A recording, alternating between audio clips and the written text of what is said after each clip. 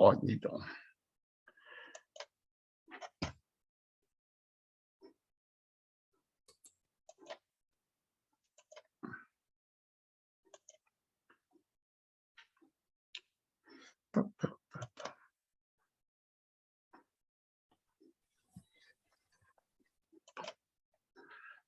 Voilà, c'est bon pour vous?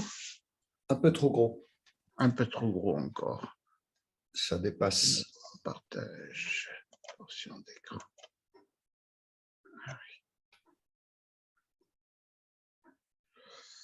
oui.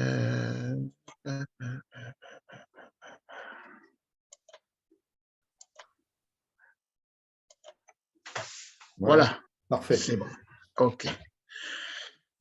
Voilà, donc Jérémie le prophète, son temps, sa vie, avec un plan, hein, le contexte politique et social, le contexte économique, le contexte moral et religieux, et puis son contexte familial, parce qu'il y a un gros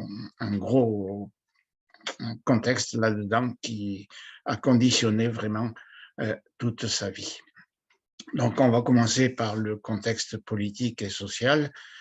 On a déjà, avec plusieurs d'entre vous, vu, notamment dans l'histoire d'Israël, je ne sais pas si vous vous rappelez, toute cette suite de rois qui dégringolent petit à petit jusqu'à arriver à, à, à comment il s'appelle, Manassé et Amon, après le roi Ézéchias qui a été un très bon roi.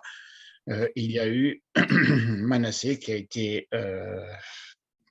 le pire des rois, en plus avec un règne très long, hein, et à cause de lui est venu le jugement sur Juda.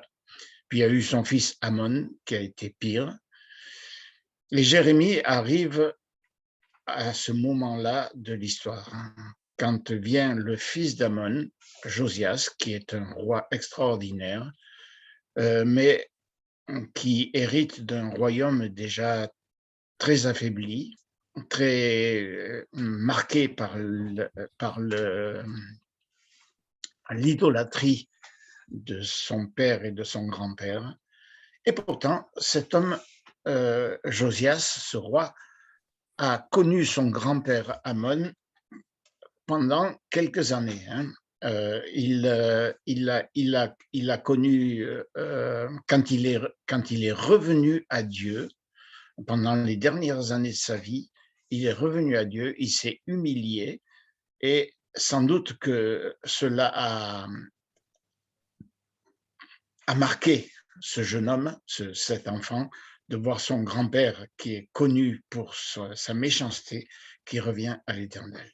Et lui a été un roi, un très bon roi, qui a remis en lumière la parole de Dieu, qui a remis la Pâque à l'honneur, etc., etc. Donc, Jérémie arrive dans cette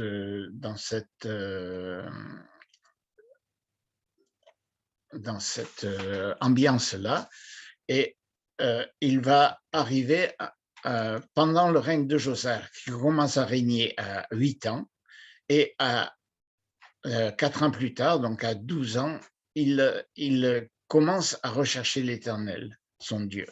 C'est vraiment quelque chose d'extraordinaire qu'un jeune enfant comme ça puisse vraiment rechercher Dieu et arriver. Donc, on est aussi dans un contexte de guerre, puisque le royaume d'Israël du Nord a disparu, a été recolonisé par des migrants qui sont arrivés d'autres pays, hein, à cause de la guerre du roi d'Assyrie. Donc, il y a des enjeux internationaux, une lutte de pouvoir entre l'Assyrie au nord, qui est en déclin petit à petit, hein, en 614, c'est-à-dire vraiment à la fin du règne de Josias, la Syrie est complètement en déroute, hein, et en 609, elle est complètement défaite. Et puis se lève un autre royaume dans le nord qui est Babylone. Et puis on a au sud l'Égypte, hein, qui est allié des Assyriens dans un temps, et puis après qui est contre les Assyriens. On a vraiment une lutte de pouvoir entre le nord et le sud. Voilà. Donc, on arrive dans cette ambiance-là, et Jérémie arrive la 13e année de Josias, et il va vivre pendant le 5 règnes successifs, donc celui de Josias où il est tout jeune, comme il le dit dans le début de son livre. Ensuite, il y a Joachaz qui règne 3 mois, Jéhoïakim qui règne 11 ans, Jéhoïakin qui règne 3 mois, Sédécias qui règne 11 ans, et puis Guédalia qui n'est pas roi mais simplement gouverneur sous la domination de Babylone, et qui va être lui assassiné. Et puis à la fin,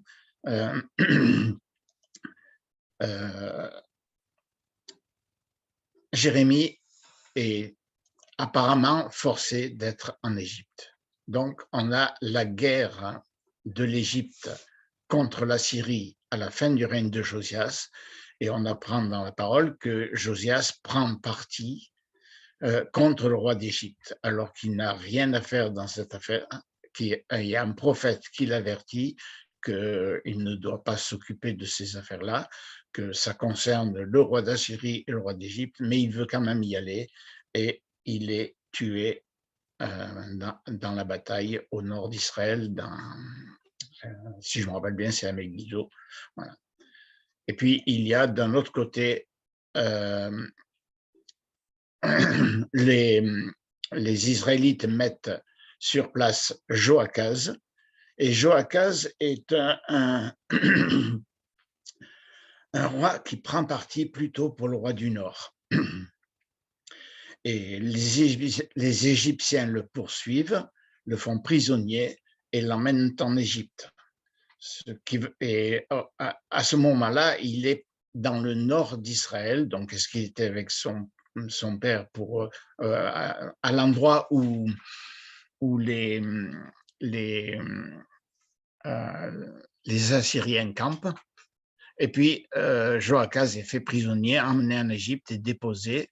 Et le roi d'Égypte, le pharaon, met à sa place son frère, Jéhoïakim, son frère aîné d'ailleurs, donc il devait y avoir déjà quelques luttes de pouvoir, hein, son frère aîné, qui, lui, est pro-égyptien apparemment, au moins dans un premier temps. Donc, ensuite, l'Égypte est vaincue par les Assyriens, hein, et par les Babyloniens, pardon. Les Assyriens sont en déconfiture complète, et c'est Babylone qui prend le pouvoir sur les royaumes du Nord. Donc, Jéhoïakim est un roi aussi particulièrement méchant, et après avoir fait semblant de se soumettre au roi de Babylone, eh bien, il se révolte, et le roi de Babylone vient le soumettre de force et prend en quelque sorte l'ascendant sur le roi d'Égypte, qui est vaincu et qui n'a plus rien à faire pour le moment, bien entendu. Donc, Jéhoïakim, hein, qui va être un mauvais roi, et que Jérémie va avertir de nombreuses fois, sans jamais arriver à ce qu'il change d'attitude. Donc, Jéhoïakim est... donc le roi de Babylone vient, et pendant ce temps de Jéhoïakim, il y a un premier exil. Donc, les nobles du peuple, une partie des ustensiles du temple, et c'est à ce moment-là que Daniel est emmené à Babylone. Ensuite, Jéhoïakim est emmené à Babylone. Alors là, ça nous pose un petit problème, parce que certains textes de la Bible disent qu'il est mort à la guerre contre les Babyloniens, et d'autres textes nous disent qu'il a été emmené enchaîné à Babylone. Et connaissant la cruauté des rois de Babylone, on peut penser que les deux sont vrais, c'est-à-dire que la tradition qui dit qu'il a été tué, enterré à Jérusalem, n'est peut-être pas fausse, c'est que c'est son cadavre qui a été tiré, enchaîné jusqu'à Babylone, où au moins il a eu l'enterrement d'un âne, c'est-à-dire laissé sur le bord de la route. Vraiment un roi qui a comment dire, fait son propre tombeau, son propre malheur. Jéhoïakin règne 3 mois, et puis le roi de Babylone vient et le fait prisonnier et l'emmène à Babylone avec toute sa famille, avec sa mère, entre parenthèses, et puis les objets désirables du temple, donc des ustensiles, tout ce qui est beau, tout ce qui a de la valeur. Et puis, c'est là que Ézéchiel, le prophète Ézéchiel, est emmené lui aussi à Babylone.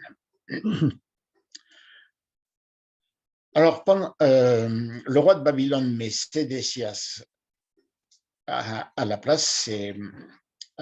C'est un roi, lui, c'est le 3e fils de Josias. C'est un roi instable, c'est l'oncle de Joachim. Donc, c'est un roi qui ne sait pas trop ce qu'il veut, qui varie entre le sud et le nord, entre ses princes et Jérémie, qui ne sait pas comment il fait.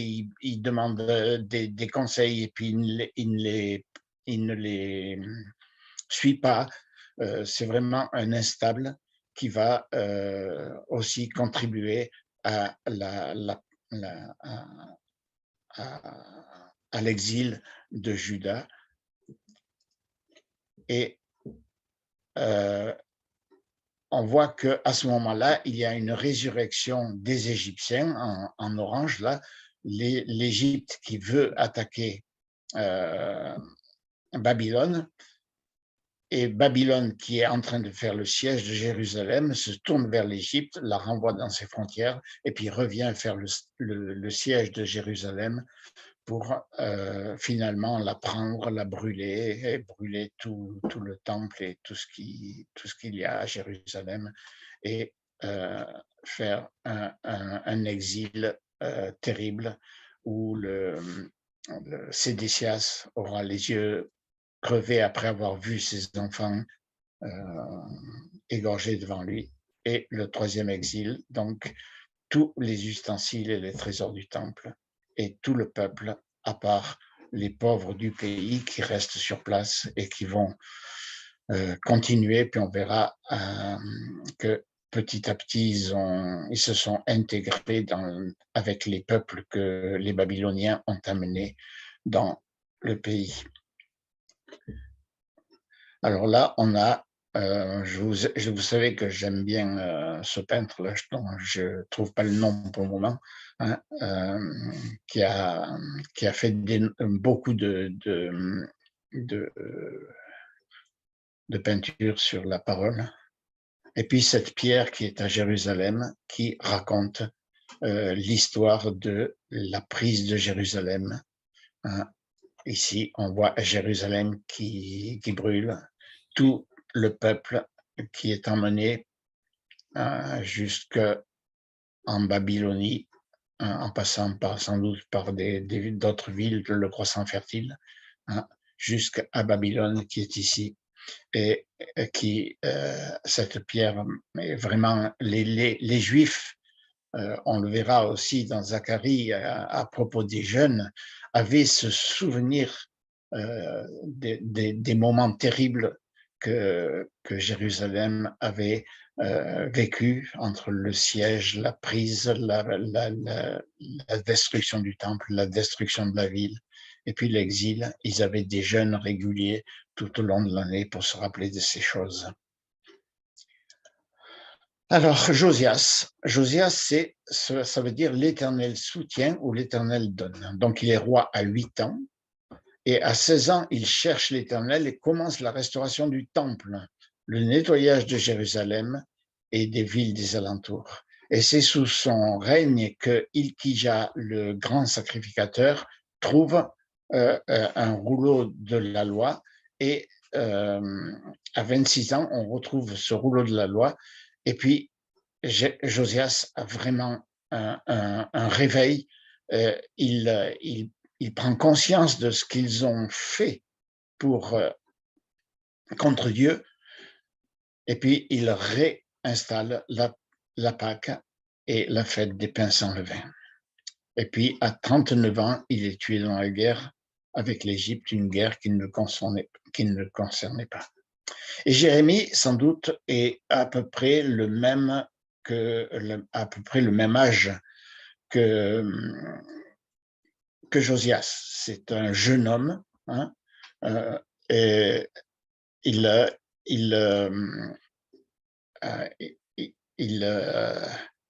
comment dire, il n'est pas sûr de lui, hein, il dit je suis un enfant, je ne sais pas parler. Hein. Mais Jérémie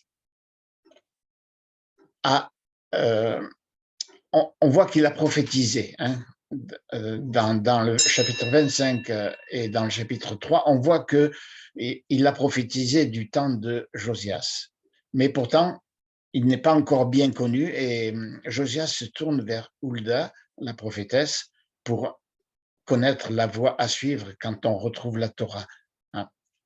Voilà. Par contre, on sait que Jérémie a écrit des lamentations sur la mort de Josias, le fils d'Amon. Hein. Il a écrit, quand il a été tué, des lamentations qu'on chantait encore au temps, à la fin de la vie de Jérémie. Voilà.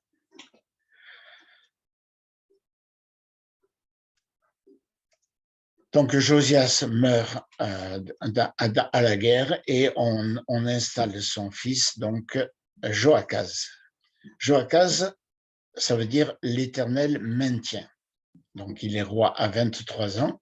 C'est le frère cadet de Jéhoïakim et c'est le pharaon qui l'intronise, sans doute parce qu'il est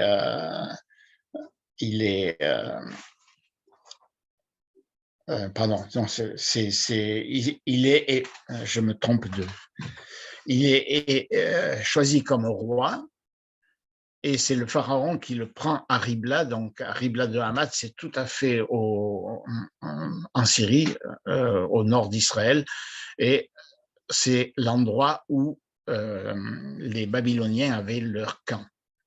Et puis le pharaon met un impôt de 3 tonnes d'argent et 30 kilos d'or. Hein, et sans doute par an. Donc, c'est vraiment une charge lourde qui pesait sur le pays. Hein. Et il le dépose, il l'exile en Égypte et il met à la place son frère. Donc, il a régné 3 mois. Hein. On a vraiment l'impression que Dieu se moque un petit peu quand on voit le nom de Joachaz, l'Éternel maintient, alors qu'il n'a duré que 3 mois. Et puis il y a cette sentence que Jérémie 22 donne: ne pleurez pas celui qui est mort, ne vous lamentez pas sur lui, pleurez, pleurez celui qui s'en va, car il ne reviendra plus. Hein, celui qui est mort, c'est Josias, bienheureux, hein, mais pleurez celui qui s'en va, il est allé en Égypte et il ne reviendra plus.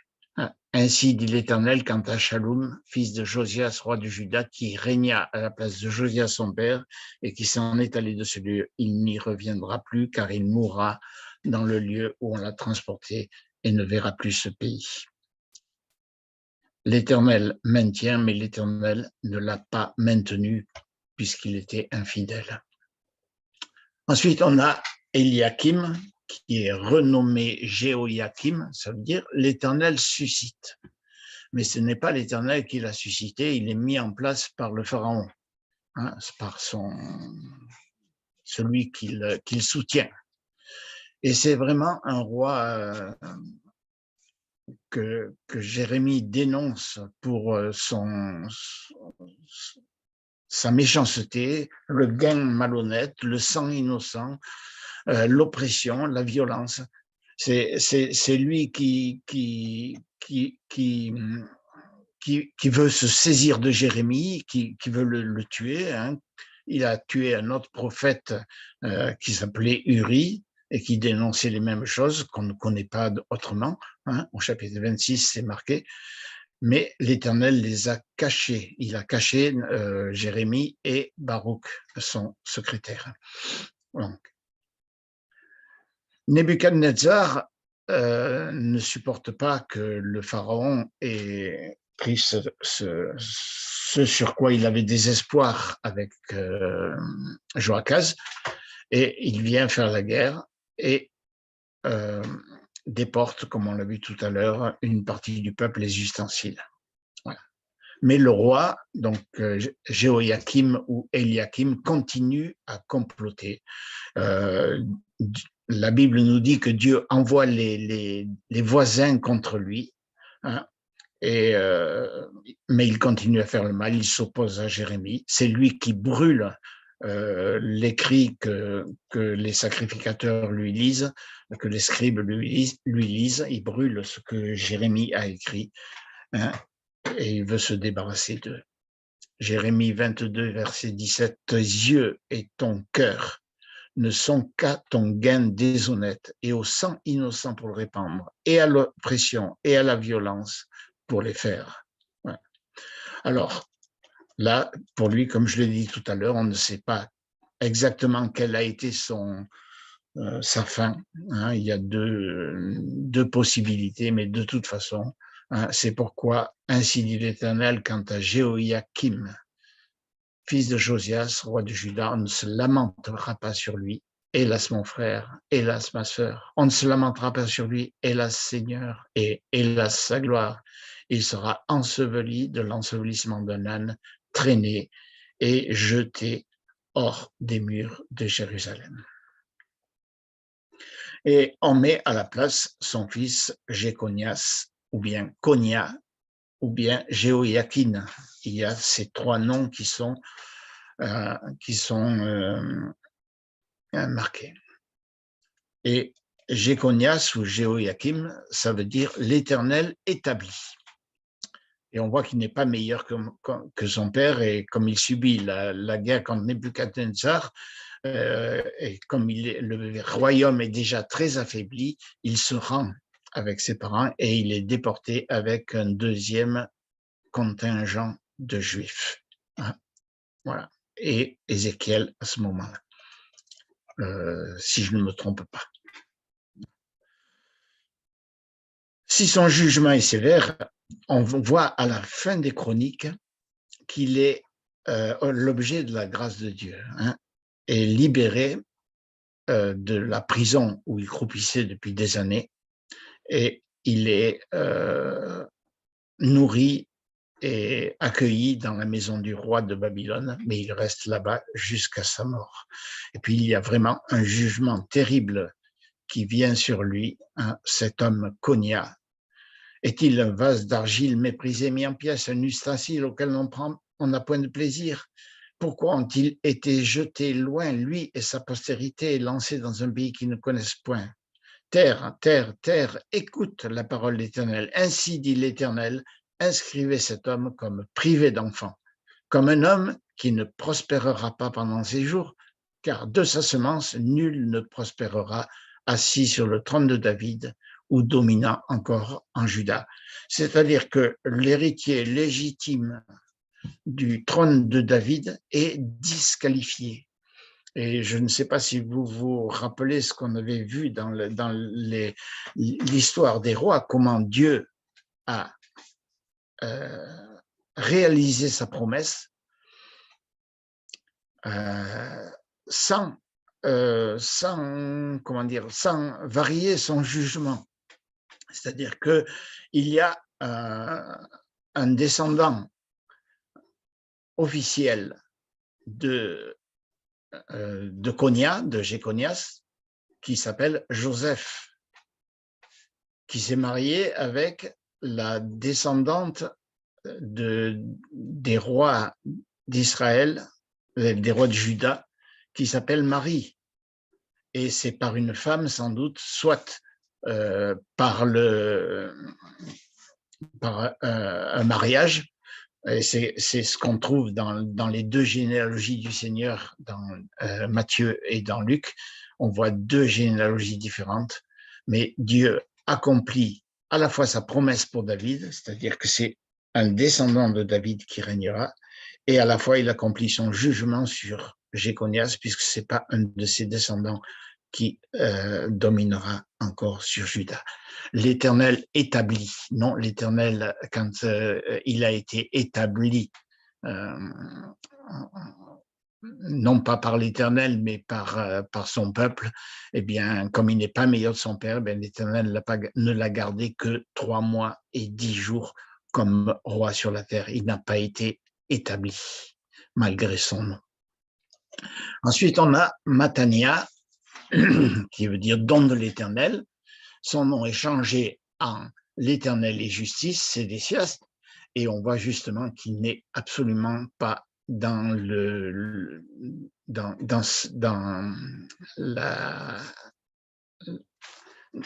la signification de son nom. Hein. Il est faux, il est changeant, il est influençable, tout le contraire de la justice.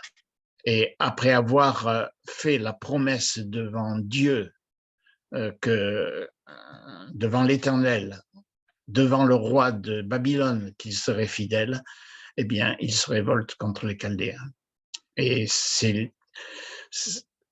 il demande l'avis de Jérémie de nombreuses fois, mais jamais il ne suit ses avis. Et même pour l'histoire du jubilé où il décide de libérer les Israélites qui avaient été esclaves de leurs frères, eh bien, il revient sur sa décision parce que, bon, il n'y a plus de serviteurs et voilà. Et puis, il est lâche aussi puisque à la fin, pendant le siège, il abandonne Jérusalem, il s'enfuit par une porte dérobée avec une partie de son armée, mais le roi le rattrape, le roi de Babylone le rattrape et le juge. Il est déporté à Babylone aveugle. Il fit ce qui est mauvais aux yeux de l'Éternel, son Dieu. Il ne s'humilia pas devant Jérémie le prophète de la part de l'Éternel. Il se révolta aussi contre le roi Nebuchadnezzar qui lui avait fait jurer par Dieu. Et son jugement est terrible, emporté comme souvenir le meurtre devant ses yeux de ses enfants, et puis après avoir les yeux crevés, c'est vraiment quelque chose de terrible. Les Babyloniens étaient vraiment pas des enfants de cœur. Et enfin, Guédélia, le 5e que Jérémie a connu, l'Éternel est grand, ça veut dire. Mais l'Éternel est grand, mais Guédalia, qui recherchait l'Éternel, qui voulait administrer le pays sous l'autorité de Nebuchadnezzar, comme il l'avait promis, comme Jérémie le disait, eh bien, il va être assassiné, il va y avoir une courte guerre civile dans laquelle ses assassins seront poursuivis et exilés. Et puis le peuple décide d'aller en Égypte. Et il décide d'aller en Égypte et il demande à Jérémie de montrer le chemin. Et la réponse de Jérémie n'a pas varié, c'est la soumission. Mais ce n'est pas le but premier du peuple et du coup, ils continuent à suivre leur propre voie et ils vont en Égypte en amenant Jérémie et Baruch. Semble-t-il de force, je ne sais pas, ou bien Jérémie a décidé de suivre le peuple pour lui être utile, on ne sait pas exactement. Et je prendrai le reste du Juda, dit Dieu, qui a tourné sa face pour aller dans le pays d'Égypte pour y séjourner, ils seront tous consumés et tomberont dans le pays d'Égypte. Ils seront consumés par l'épée, par la famine, depuis le petit jusqu'au grand. Ils mourront par l'épée et par la famine et seront une exécration, une désolation, une malédiction et un opprobre. Il y a un verset qui dit ce que le méchant redoute dans les proverbes, c'est ce qui lui arrive. Proverbe 10 sans doute. Et c'est vrai que Jérémie les avait avertis que ceux qui voulaient fuir la guerre, la famine, la maladie, tout cela les suivrait en Égypte. Alors, quel message de Jérémie dans ce contexte? Alors, il y a un prophète inconnu qui a averti Josias de ne pas aller à la guerre contre Nécho. Est-ce que c'est lui qui était encore inconnu? Est-ce que c'en est un autre? Il y avait sans doute d'autres prophètes, il y avait Hulda. Hein. Mais lui, il dit au chapitre 2, qu'as-tu à faire d'aller en Égypte pour boire les eaux du Chicor, du Nil? Et qu'as-tu à faire d'aller vers la Syrie pour boire les eaux du fleuve? Hein, le fleuve, c'est le Tigre et l'Euphrate, les grands fleuves. Hein. Ce que Dieu voulait, c'est que son peuple, et Jérusalem en particulier, qui est vraiment à l'écart des routes que les grands du monde convoitaient, ne se mêle pas de ses affaires et vive tranquillement avec son Dieu. Hein. Il voulait que son peuple se tienne à l'écart de ces choses. Hein. Qu'ils ne prennent pas parti ni pour l'Égypte, ni pour la Syrie.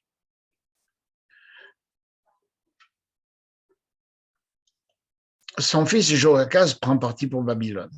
Il est déposé, exilé en Égypte. Jéhoïakim, mis en place par l'Égypte, est attaqué, soumis puis trahi.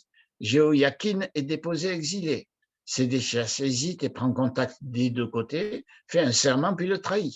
Et quel est le message désormais? Eh bien, puisque vous n'avez pas voulu vous tenir à l'écart, vous n'avez plus qu'à vous soumettre, accepter le joug de bois de Babylone, l'exil et la servitude pendant un temps limité.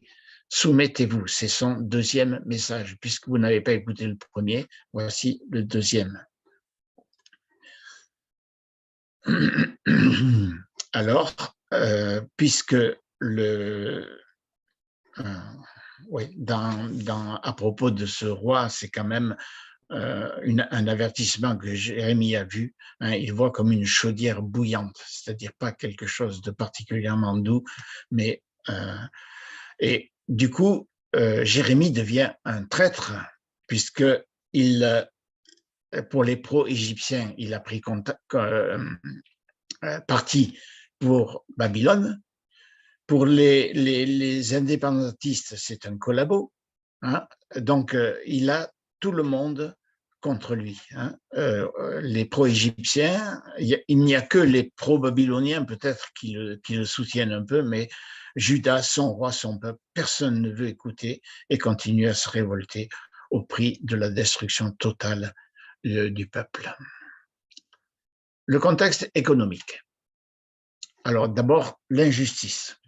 Et je suis frappé de voir que tous les prophètes que Dieu a envoyés, ou pratiquement tous, dénoncent cette injustice sociale. Cherchez dans Jérusalem si vous trouvez un homme qui fasse ce qui est droit, au chapitre 5, qui cherche la fidélité. Ça veut dire qu'il n'y en avait pas un. Il n'y en avait pas un dans Jérusalem. Et l'injustice sociale. Leurs maisons sont pleines de fraude. C'est pourquoi ils sont devenus grands et se sont enrichis. Ils ne jugent pas la cause de l'orphelin, ils prospèrent. Ils ne font pas droit aux pauvres.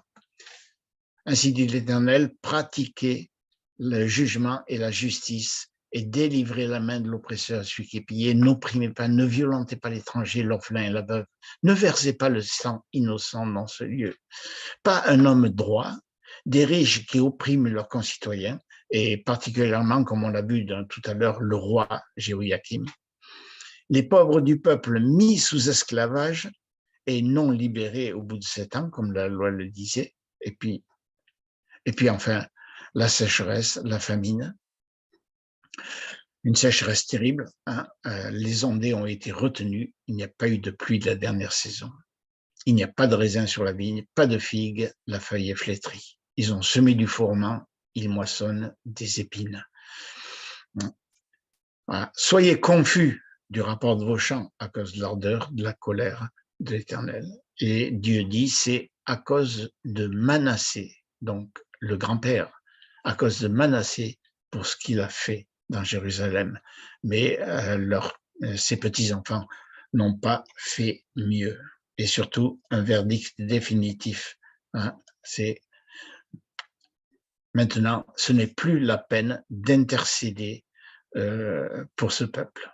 Toi, ne prie pas pour pour ce peuple. Ne fais monter pour eux ni cri ni prière, et n'insiste pas auprès de moi, car je ne t'écouterai pas. » Et même Moïse ou Samuel, donc les grands intercesseurs de l'Écriture, ne seraient pas écoutés, tellement le péché de ce peuple est devenu grand et important. Le contexte moral et religieux, alors la violence et la corruption. Hein. Le mot qui revient souvent dans Jérémie, c'est le mot prostitution. Aussi bien dans le domaine moral, hein, on a chevaux bien nourris, ils courent ça et là, chacun hennit après la femme de son prochain. Hein. Je les ai rassasiés, ils ont commis adultère. Et puis la violence, le sang innocent, le meurtre, le vol, l'adultère, c'est devenu quelque chose de banal. Finalement, ça ressemble assez bien à notre époque. Hein. La libération des esclaves aussi, hein, mais on l'a déjà vu, mais aussi le respect du sabbat. Le sabbat n'est pas respecté.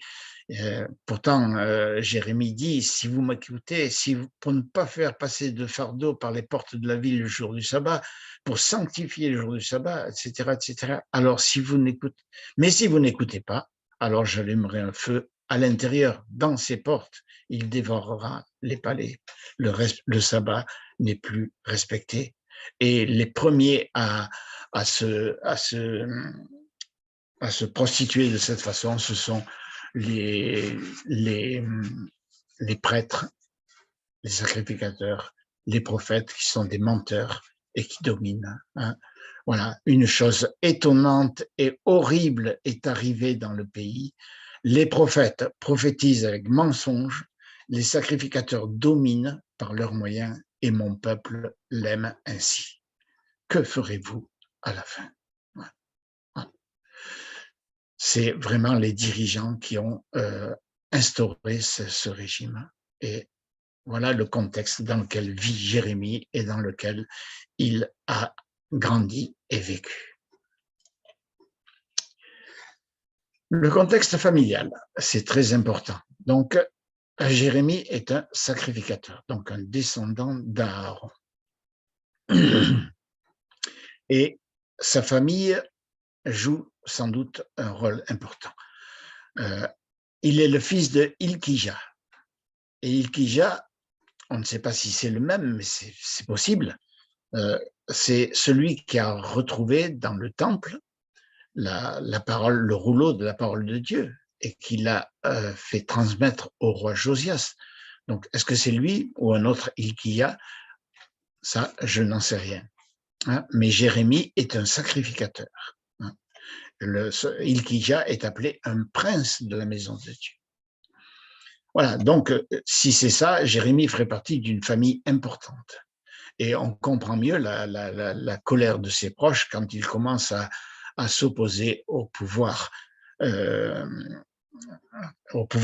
tant au pouvoir religieux qu'au pouvoir politique, au nom de la parole de Dieu. Alors, peut-être une autre hypothèse, il est d'Anathoth. Donc, Anathoth, c'est la ville d'Abiathar, le souverain sacrificateur, au temps de Salomon, au temps de David. Puis, alors, on a une crise au moment où Élie est sacrificateur et quand Élie ne reprend pas ses fils qui font n'importe quoi dans la maison de Dieu. Hein. Je vais juger sa maison pour toujours parce que ses fils se sont avilis et qu'il ne les a pas retenus. Plus de vieillards dans ta maison à jamais. Ils mourront à la fleur de l'âge et quiconque restera de ta maison viendra demandant « place-moi dans une des charges de la sacrificature afin que je mange une bouchée de pain ». Voilà le jugement qui est tombé sur Élie et sa maison. Et il est tombé au moment où Salomon est devenu roi.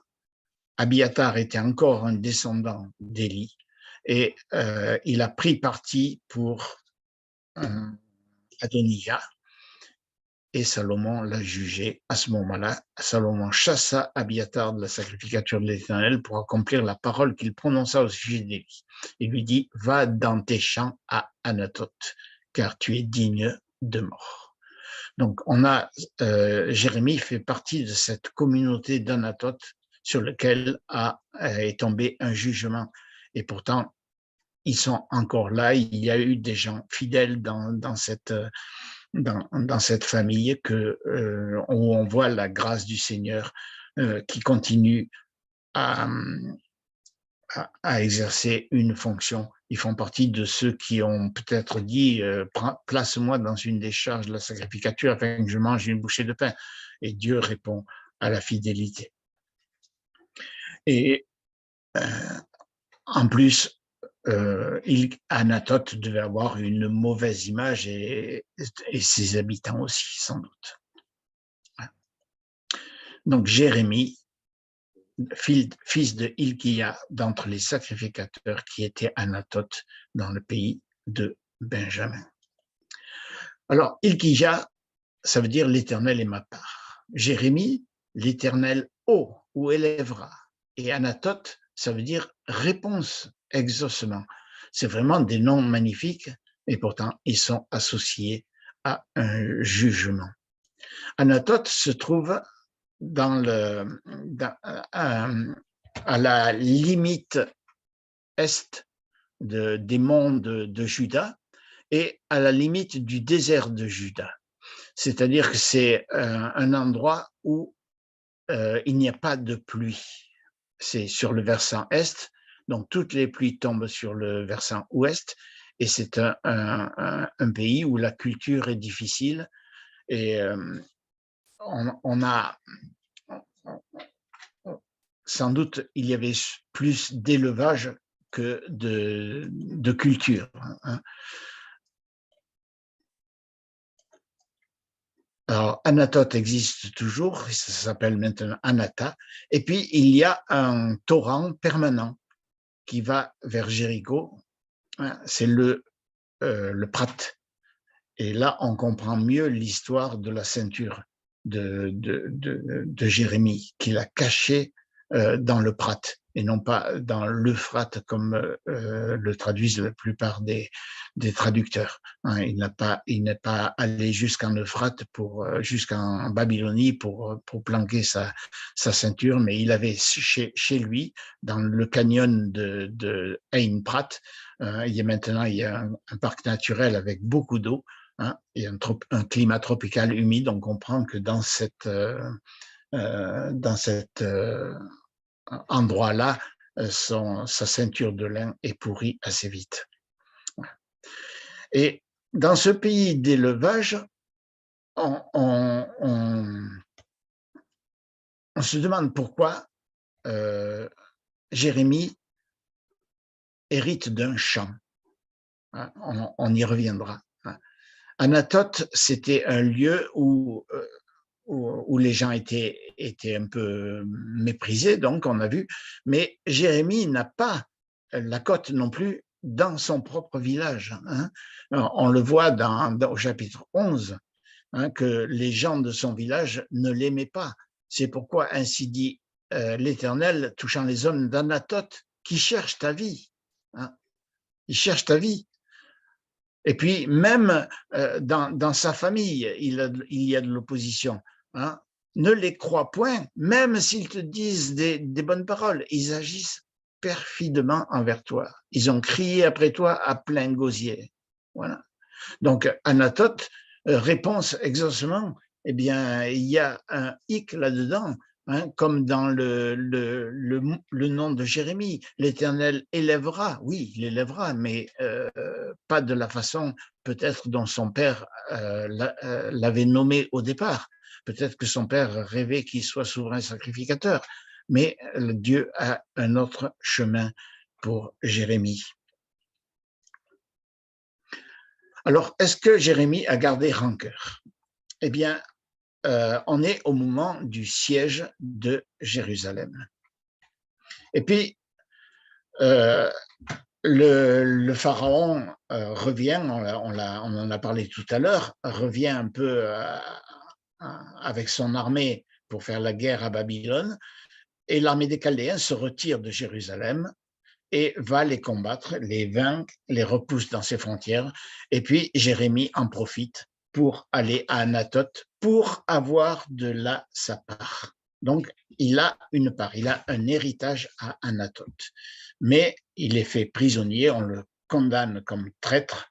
Hein, et même si ce champ n'a pas l'air intéressant, parce que c'est dans la partie désertique, et puis j'ai calculé sa valeur avec le prix qui a été payé, hein, 17 cycles d'argent, ça fait à peu près 150 € au poids de l'argent aujourd'hui. Hein, donc, ce n'est pas vraiment un champ intéressant. Mais il y a quelque chose de spirituel dans quelque chose qui montre que malgré la méchanceté de ses concitoyens, malgré le peu de valeur qu'a ce champ, Jérémie y est attaché. Et Dieu en profite pour dire, pour continuer cette promesse de bénédiction en disant, en envoyant quelqu'un pour finaliser la transaction, alors que Jérémie a été mis en prison comme traître et collaborateur. Il y a Anaméel, le fils de son oncle, qui va venir pour lui vendre ce champ qui appartient à la famille, et Jérémie va lui peser l'argent. Alors, c'est vraiment très intéressant au point de vue des coutumes de l'époque. Hein. On a donc au verset 9, j'achetais de Anaméel le champ qui est à Anathoth, je lui pesai l'argent, 17 cycles d'argent, et j'en écrivis la lettre, un écrit, et je la scellai, et je la fis attester par des témoins, et je pesai l'argent dans la balance, et je pris la lettre d'achat, celle qui était scellée selon le commandement et les statuts, et celle qui était ouverte, et je donnai la lettre d'achat à Baruch. Et je commandai à Baruch, disant, ainsi dit l'Éternel des armées, le Dieu d'Israël, prends ces lettres, cette lettre d'achat, celle qui est scellée, et cette lettre ouverte, et mets-les dans un vase de terre afin qu'elles se conservent beaucoup de jours, car ainsi dit l'Éternel des armées, le Dieu d'Israël, on achètera encore des maisons et des champs et des vignes dans ce pays. Donc, dans cet épisode qui pourrait paraître dérisoire, eh bien, Dieu image en quelque sorte sa promesse d'apporter la bénédiction dans ce pays, et Jérémie est attaché à ce pays et il fait ce que Dieu lui dit. C'est la preuve de son amour pour son peuple, de son amour pour son pays, et même s'il ne le verra pas puisqu'il va être emmené en Égypte et qu'il est sans doute mort en Égypte, la tradition rapporte qu'il a été lui aussi assassiné, eh bien, voilà. Il a cette espérance en Dieu, cette certitude qu'un jour encore, on achètera des maisons, des champs et des vignes dans son pays. Et il l'a écrit dans son livre. À suivre. Donc, ça, la suite viendra cet après-midi. Je vous ai mis au tout début, mais ça c'est, je vais arrêter l'enregistrement d'abord.